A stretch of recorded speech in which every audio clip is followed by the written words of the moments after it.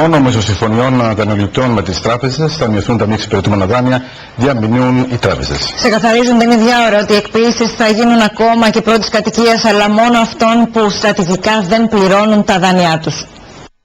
Ξεκάθαρο μήνυμα τραπεζών γύρω από το θέμα των εκποίησεων στη διάρκεια ενημερωτικής εκδήλωσης του Συνδέσμου Ιδιοκτητών Ακινήτων για τα μη εξυπηρετούμενα δάνεια και τις επιλογές των δανειοληπτών.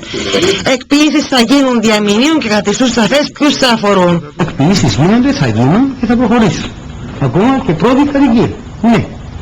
Διότι όταν έχω ένα δανειολήπτη με 70 εκατομμύρια χρέος που ζει σε 680 και δεν λέω τυχόν το νούμερο, άλλη φορά είπα 512, τώρα λέω 680 γιατί βρέθηκε ένα άλλος. Αυτή είναι η περίπτωση του οποίου το πρώτο σπίτι θα εκποιηθεί.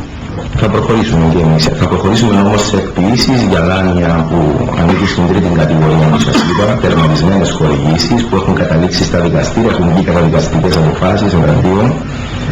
Και σίγουρα δεν αφορούν πρώτες κατοικίες και σίγουρα δεν αφορούν ευπαθείς ομάδες του πληθυσμού. Σε αυτό που τράπεζες, κεντρικοί και χρηματοοικονομικός επίτροπος συμφωνούν και ξεκαθαρίζουν είναι πως μόνο μέσω βιώσιμων αναδιαρθρώσεων θα ανακοπεί η πορεία των μη εξυπηρετούμενων δανείων. Και αυτό θα είναι προς όφελος και των δύο πλευρών. Οι αναδιαρθρώσεις δεν είναι κούρεμα χρέους και ούτε συνεπάγονται εφαρμογή του δόγματος δανεικά και αγύριστα. Και σύμφωνα με στοιχεία της Κεντρικής Τράπεζας παρατηρείται διαχρονική βελτίωση της αποδοτικότητας των αναδιαρθρώσεων.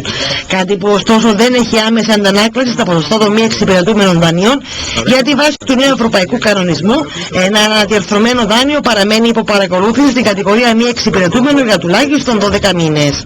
Και το τονίζω αυτό για όσους βιάζονται να ασκήσουν κριτική για το γεγονός ότι τα ποσοστά των μη εξυπηρετούμενων χορηγήσεων παραμένουν ψηλά.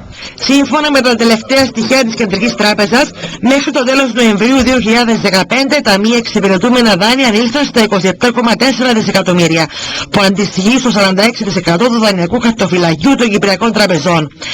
Έγιναν αναδιαρθρώσεις δανείων ύψους 7,8 δισεκατομμυρίων.